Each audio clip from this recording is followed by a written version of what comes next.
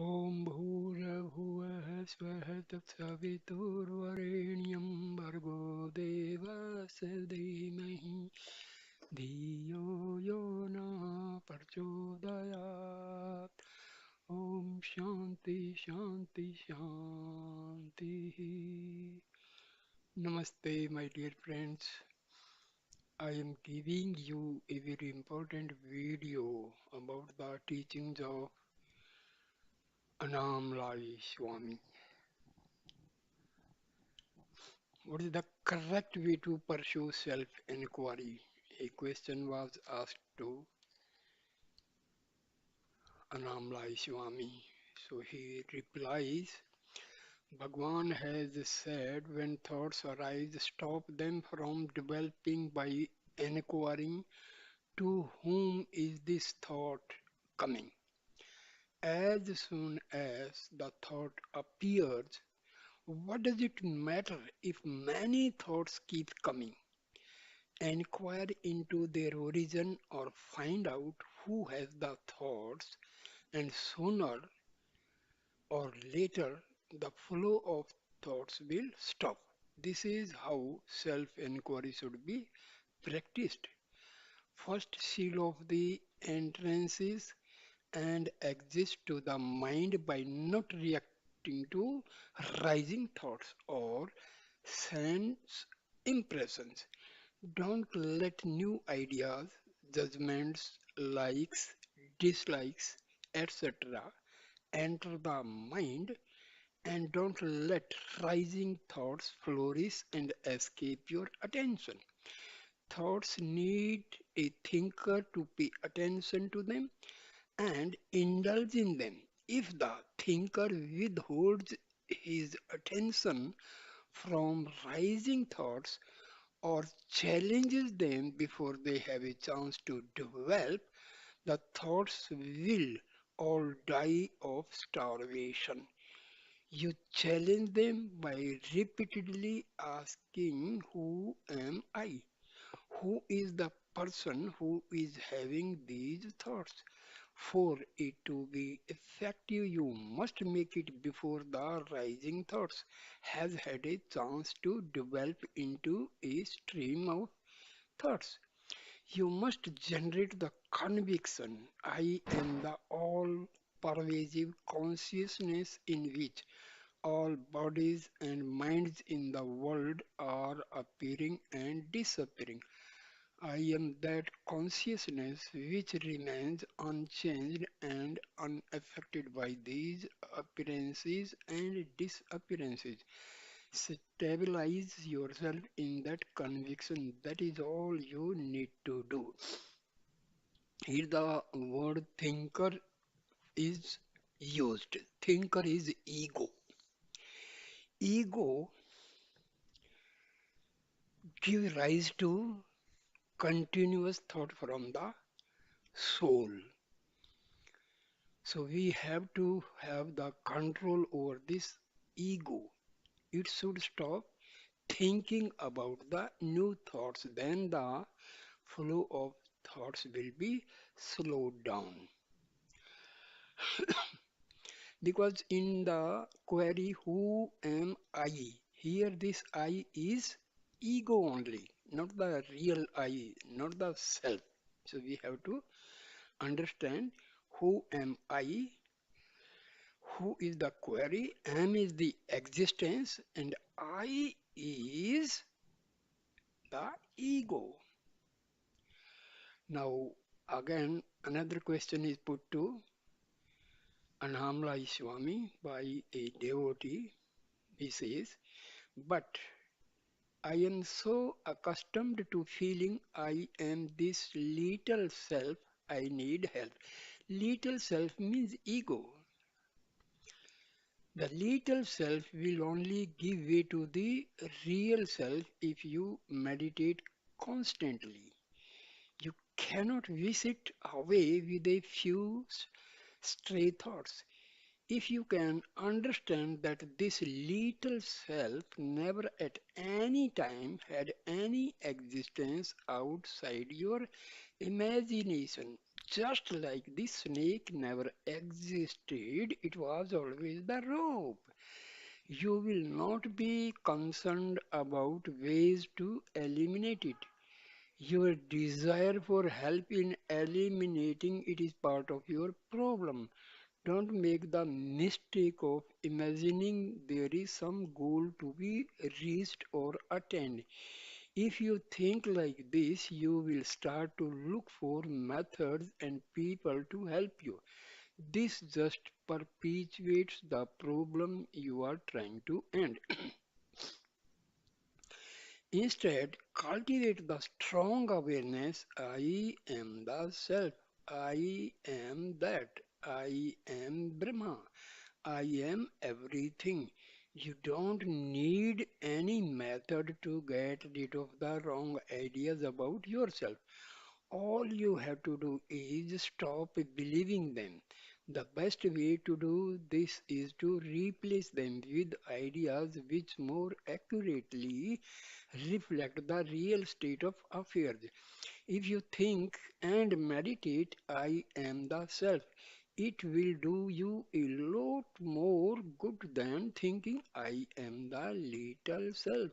How can I get rid of this little self? Little self means false I or ego. You said that you need help. If you desire to gain a proper understanding of your real nature is intense enough, help will automatically come. If you want to generate an awareness of your real nature, you will be immeasurably helped by having contact with a Jnani. The power and grace which a Jnani radiates quieten the mind and automatically eliminate the wrong ideas you have about yourself. You can make progress by having satsang of a realized guru and by constant spiritual practice. The guru cannot do anything for you. You must practice constantly in order to give up the limiting habits of many lifetimes. Here, Annamalai Swami is talking about a Jnani, a guru, realized soul. But first thing, purify yourself. Please, this is very important. Purify your mind. Do self inquiry in the correct way. A time will come, your soul, your Atma, or God will come as a guru. Sometime God will send a physical guru or your Atma will act as the guru. So do not dishearten yourself that I am not having a physical guru. Once you are going on the right track and you are observing the correct procedure of self inquiry, you will get all the help from divine power, divine forces. Even, even the sages who have left their physical body, they will come and help you. Make sure this is the correct and the 100% truth.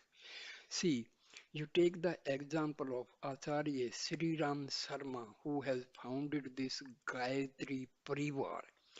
He was helped by a guru who was not in the physical frame but in astral body. That guru used to visit him and guide him. So please make sure first thing you have to start your sadhanas in the right direction as has been told by Maharishi Ramana or Annamalai Swami, Om Sadhu and all these devotees of Maharishi Ramana. You will get. Don't be afraid of that you will not get any guru means the guide. Your atma, even God in many other forms can guide you. So sometimes you may get a physical guru, otherwise don't be disappointed.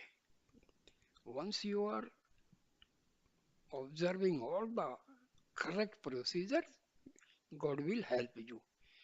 God may send a physical guru or God may come in any other form, but you will get the help. Please make sure, and this is 100% correct.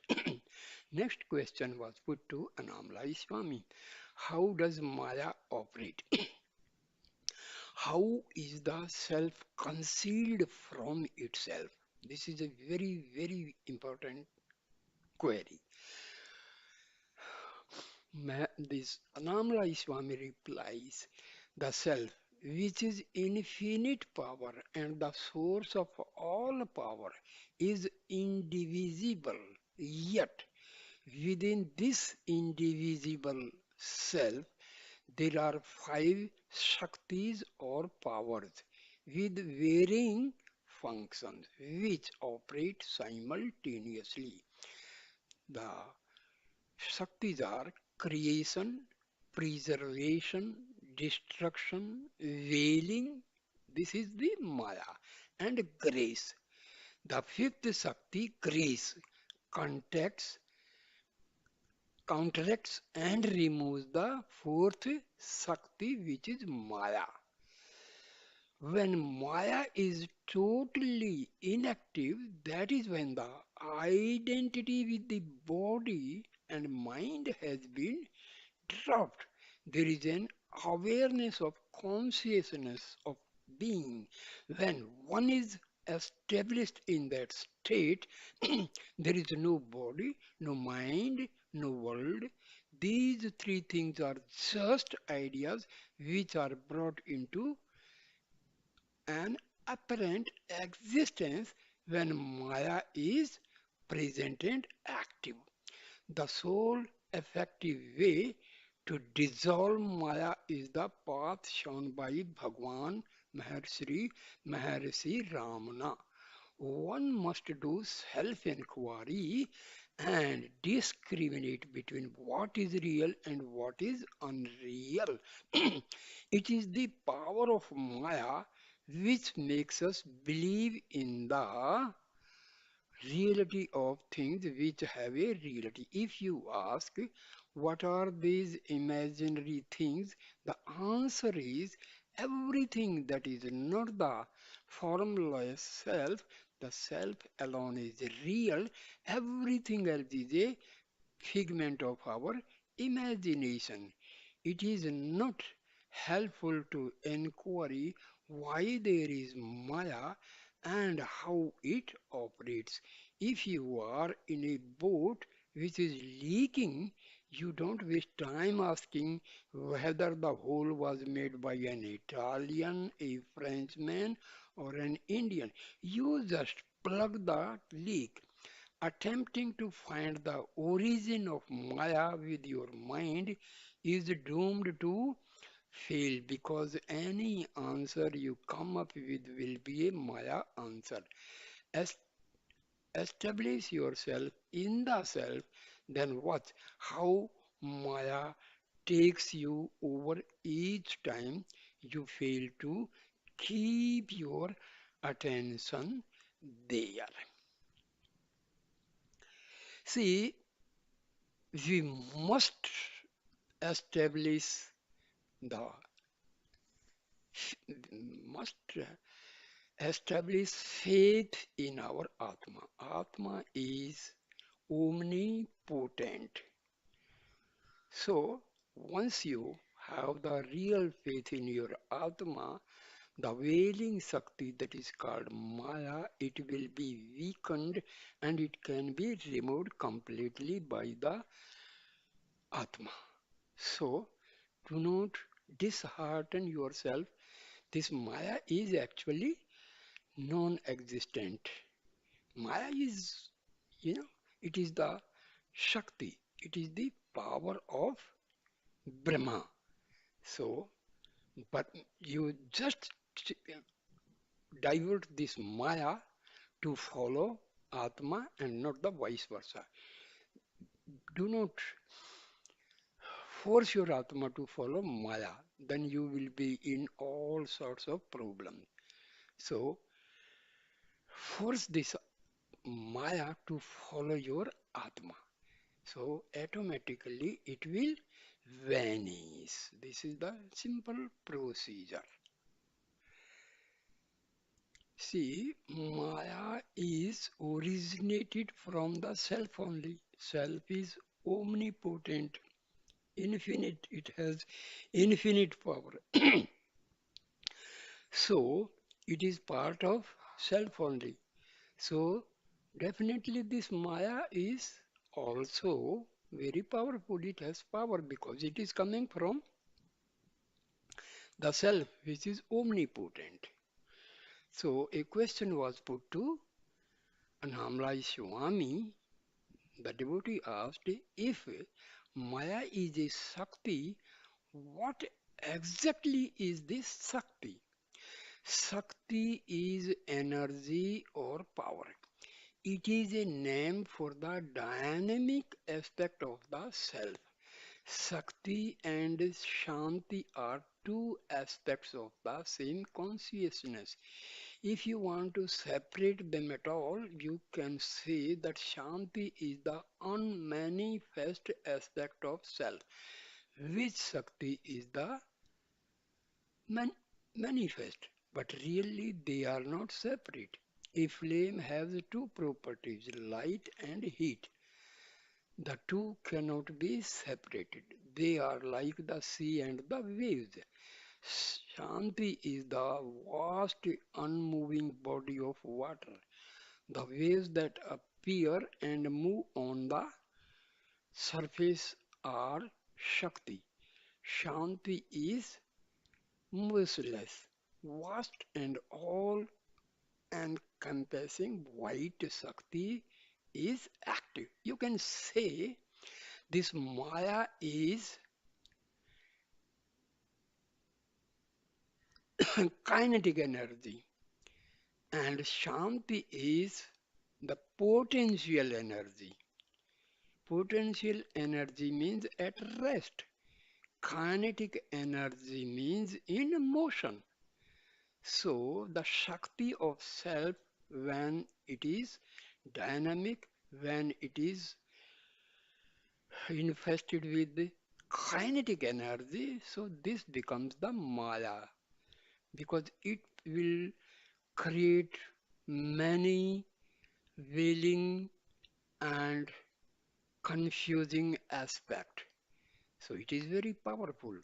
But with patience, we have to convince ourselves that this Maya is in no way helpful in spiritual pursuits. So we must stop this to act on the self. If we allow this Maya to play, it may create havocs and it may displace our self-inquiry and it creates haphazard. So we must convince this Maya to stop acting against the pursuit of self-inquiry. Further, Bhagavan used to say that after realization, the Jivan Mukta experiences Shanti within and is established permanently in that Shanti. Shanti means tranquility, peace. After realization, this Maya will stop acting. In the state of realization, he sees that all activities are caused by Shakti, that is dynamic, that is kinetic. After realization, one is aware that there are no individual people doing anything. Instead, there is an awareness that all activities are the Shakti of the same self. The Jnani is one who is fully established in the Shanti or the peace and is always aware that Shakti is not separate from him. In that awareness, everything is his self and all actions are his. The universe is controlled by the one Shakti, sometimes called Parmeswara Sakti, the power of the Supreme Lord.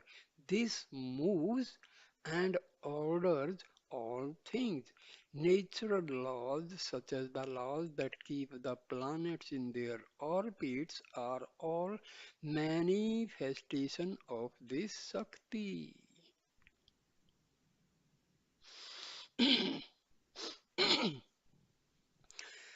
And next, another question is put to Annamalai Swami. If everything is the self, even Maya, then why can't I see the self? See, if something's lying at the bottom of a water pot, if the water is having waves and some dirt put in that, you cannot see the object lying at the bottom of that pot. But when the water is pure and there are no disturbances in the water, that time you can see the pot. Same way, due to various reasons, due to vasanas, due to continuity of thoughts, due to this maya, because these act as veiling power. So, due to the veils created by these factors, we are not able to see our Atma. So, what Annamalai Swami says, listen, because you are looking in the wrong direction. You have the idea that the self is something that you see or experience. This is not so. The self is the awareness or the consciousness in which the seeing and experiencing takes place. Even if you don't see the self is still there. First, we have to have faith in this reality. Bhagwan sometimes remarked humorously, people just open a newspaper and glance through it. Then they say, I have seen the paper. But really, they have not seen the paper. They have only seen the letters and pictures that are on it. There can be no words or pictures without the paper. But people always forget the paper while they are reading the words. Same way, we are completely indulge ourselves in the thoughts, in the maya, in the egoistic attitude. So, due to these wills, we are not able to see or experience this Atma. While people see the names, while people see the names and forms that appear on the screen of consciousness, they ignore the screen itself. If people were to be aware of the consciousness instead of the form that appear in it, they would realize that all forms are just appearances which manifest within the one indivisible consciousness. The consciousness is the self that you are looking for. You can be that consciousness, but you can never see it because it is not something that is separate from you. Another question is asked, how do I know if I am progressing in my meditation? This is the question put frequently to any sage. See, this is a very simple way. When you are having less thoughts. That is one indication. When you feel glimpses of peace and happiness, this is the another indication that you are progressing. And when you are having no wailing thoughts, no vibratory actions, that means you are progressing. Now let us see what Annamalai Swami replies. Those who meditate a lot often develop a subtle form of ego. This is what ego means. You are having lot of thoughts. The frequency of thoughts is increased. They become pleased with the idea that they are making progress. They become pleased with the states of peace and bliss that they enjoy. They become pleased that they have learned to exercise some control over their wayward mind, or they may derive some satisfaction that they have found a good guru or a good method of meditation. All these feelings are ego feelings. When ego feelings are present, awareness of the self is absent. The thought, I am meditating, is an ego thought. If real meditation is taking place, this thought cannot arise. Don't worry about whether you are making progress or not. Just keep your attention on the self 24 hours a day. Meditation is not something that should be done in a particular position at a particular time. It is an awareness and an attitude that must persist throughout the day. To be effective, meditation must be continuous. If you want to water a field, you dig a channel to the field and send water continuously along it for a lengthy period of time. If you send water for only 10 seconds and then stop, the water sinks into the ground even before it reaches the field. You will not be able to reach the self and stay there without a prolonged continuous effort. Each time give up trying or get distracted, some of your previous efforts goes to waste. You divide your life up into different activities. I am eating, I am meditating, I am working, etc. If you have ideas like these, you are still identifying with the body. Get rid of all these ideas and replace them with the single thought, I am the self. Hold on to that idea and don't let go. Don't give these I am the body idea any attention. Learn to recognize them in the moment they arise or deny them. Stay firmly in the self and don't allow the mind to identify with anything that the body does.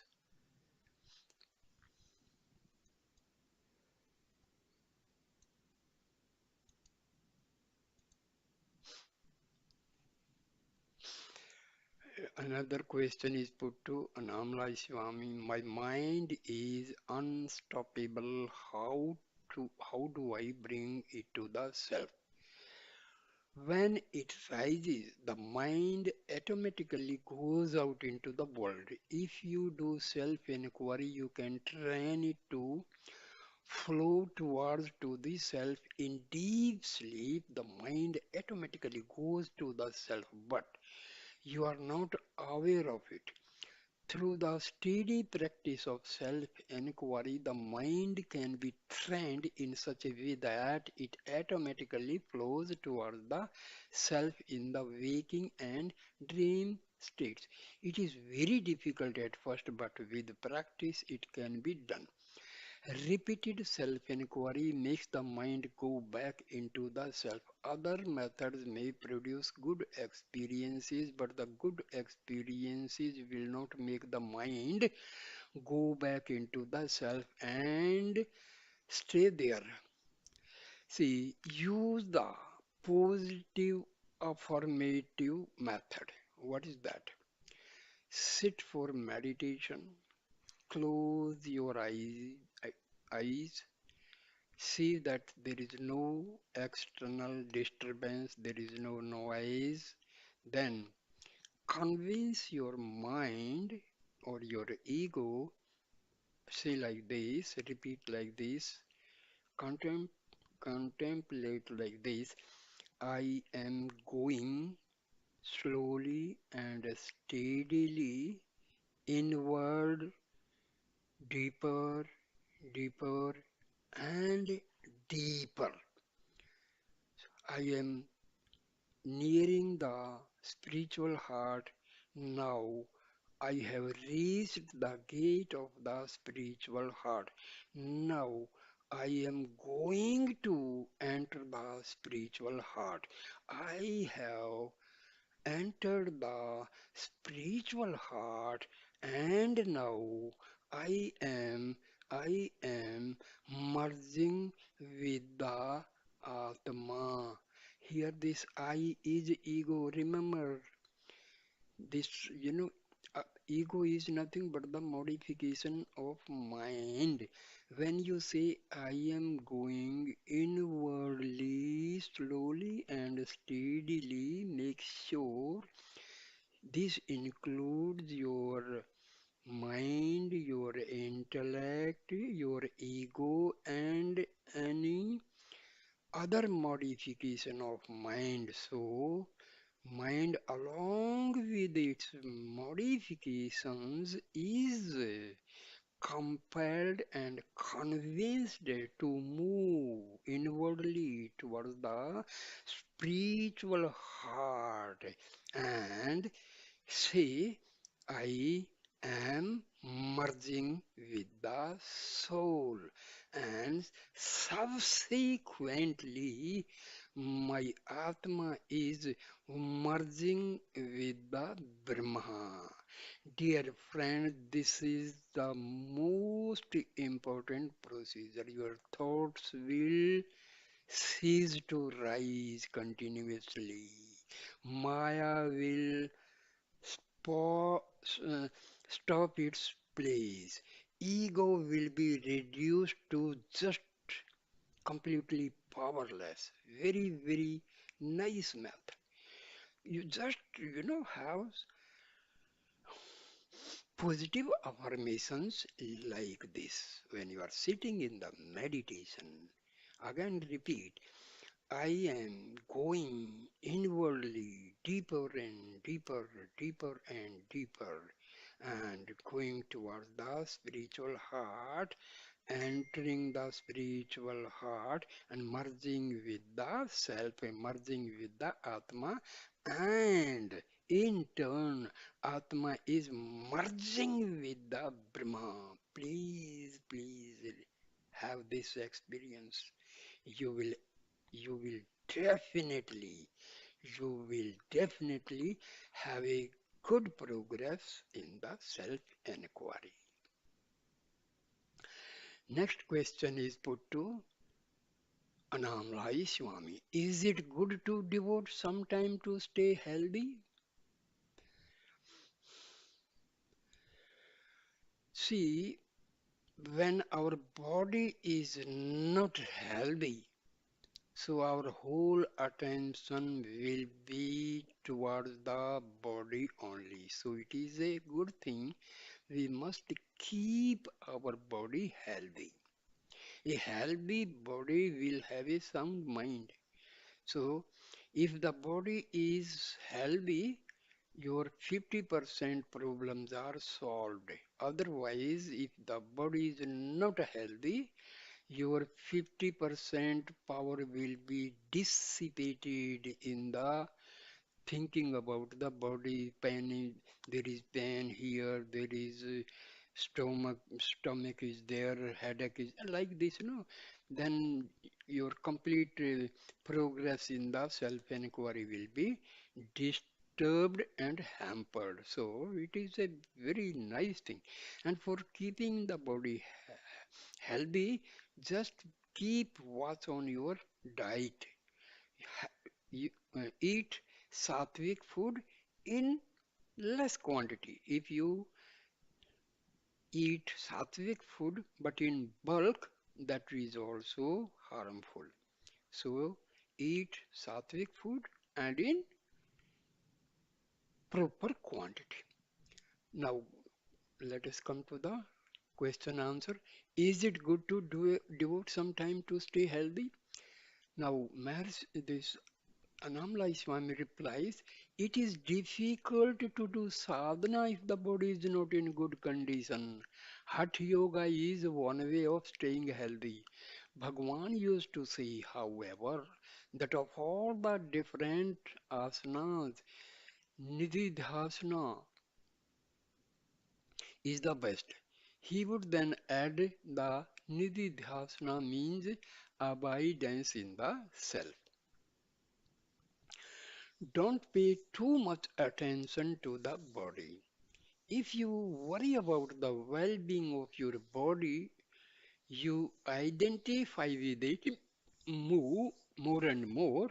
Look at it as a useful vehicle, maintain it, fuel it properly, and repair if it breaks down. But don't become attached to it. If you can keep your attention on the self without being distracted by unpleasant bodily sensations, you are healthy enough to do sadhana. If you do your meditation earnestly and continuously, you will begin to find that health problems will not distract you. When your abidance in the self is firm and strong, you cease to be aware of the body and its pains. We must take care of the body by giving it food, shelter, and clothing. This is necessary because the journey to the self is only easy when the body is healthy. If a ship is not if a ship is not in need of repair, it is in good condition. We can easily use it to go on a journey, but you should not forget the purpose for which we have been given this body. Or our purpose in life is to realize the self. It is an easy matter to get a little food and find somewhere congenial to live and meditate. Once we have achieved this, we should have to further interest in the world and its problems. Next question. Forgetfulness of the self is a big problem for me. Annamalai Swami replies, forgetfulness of the self happens because of non-inquiry. So I say, remove the forgetfulness through inquiry. Forgetfulness or not forgetfulness is not a part of your destiny. It is something you can choose from moment to moment. That is what Bhagwan said. He said that you have the freedom either to identify with the body and its activities, and in doing so forget the self, or you can identify with the self and have the understanding that the body is performing its predestined activities, animated and sustained by the power of the self. If you have an oil lamp and you forget to put oil in it, the light goes out. It was your forgetfulness and your lack of vigilance that caused the fight to go out. Your thoughts were elsewhere. They were not on tending the lamp. In every moment, you only have one real choice: to be aware of the self or to identify with the body and the mind. If you chose the latter course, don't blame God or God's will or predestination. God did not make you forget the self. You yourself are making that choice every second of your life. Next question is put, if you remain in the self, inquiry will not be necessary. If you move away from the now this is the continuity of the answer by Annamalai Swami. If you remain in the self, inquiry will not be necessary.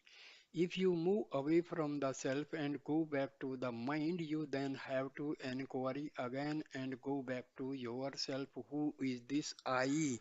It is neither the body nor the mind. If you remain as the self, there is neither body nor mind.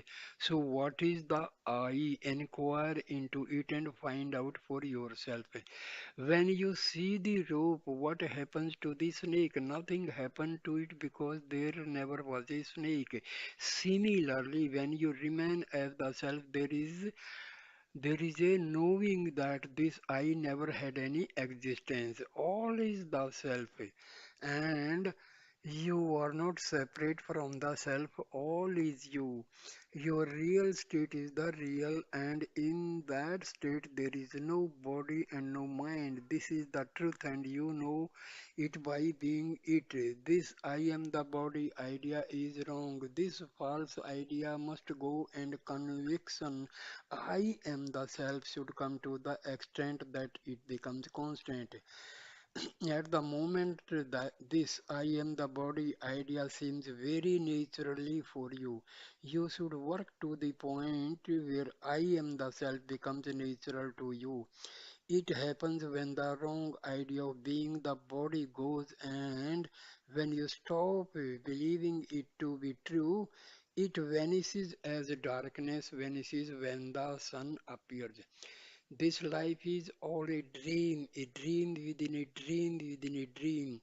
We dream this world, we dream that, we die and take birth in another body, and in this birth we dream that we have dreams. All kinds of pleasures and sufferings alternate in these dreams, but a moment comes when waking up happens. In this moment, which will call realizing the self, there is the understanding that all births, all the deaths, and all the sufferings, and all the pleasures were unreal dreams that have finally come to an end. Bhagwan has instructed us in Who Am I to see the whole world as a dream. When a realization comes, nothing will affect you because you will have the firm knowledge that all manifestation is an unreal dream. Now, Annamalai Swami's final words. If you stumble around in the darkness of your mind, not knowing that you have a torch in your hand, that light is the light of the self. Switch it on and leave it on, and you will never stumble again. You are all here because there is a desire in you to realize the self. This desire does not arise randomly or accidentally in some people and not in others. It is there because of the punyas, that is good acts, that may have come from meditation, charitable words, and so on. These punyas will manifest as a desire for freedom, a desire to do earnest sadhana, a desire to find a good teacher in whose presence the truth will be taught and revealed. If someone is destined to be jnani in this life, it means that he has come to this final birth with a mountain of punyas to his credit. These punyas will take him to real guru, to a real satsang, and in this environment he will do sadhana and achieve the goal. If one does not have this mountain of punyas from the past, there will will be no desire for freedom, no desire to look for a guru who can deliver it. The self is readily available all the time, but we cannot be aware of it or even put our attention on the thought of it because our vasanas are continuously leading our interest and attention in other directions. That's why it is so important to have the awareness. I am not the mind, I am the self. You have to forcibly drag your wandering attention back to the self. Each time it shows an interest in going anywhere else. Don't be interested in the words that the mind is serving up for you. It is putting them there to tempt you into a stream of thoughts that will take you away from the self. You have to ignore them all and focus on the light that is shining within you. I ask you to put all your attention, all your interest on realizing this final teaching. I am not the body or the mind, I am the self, all is the self. This is Bhagwan's final teaching. Nothing more needs to be added to it. Keep in good company while you pursue this knowledge, and all will be well. This was the final teaching of Bhagwan as well as Annamalai Swami. So, my dear friend, thank you for watching and listening this video. Please like, comment, and share this video and subscribe my channel. This is your channel, my dear friend. Thank you. Namaste. Namaste.